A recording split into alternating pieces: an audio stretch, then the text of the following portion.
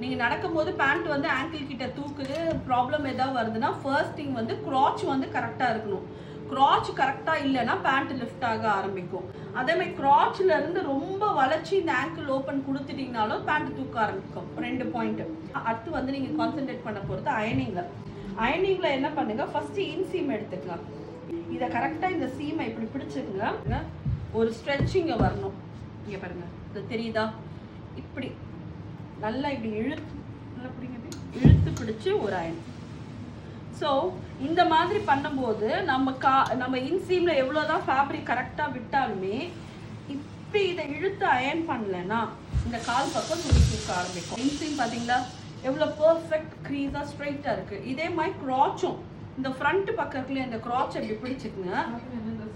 இப்படி பிடிச்சி இங்கே பாருங்க. ஸோ அயன் பண்ணுறதுக்கு முன்னாடி பார்த்தீங்கன்னா உங்களுக்கு இப்படி இருக்குது.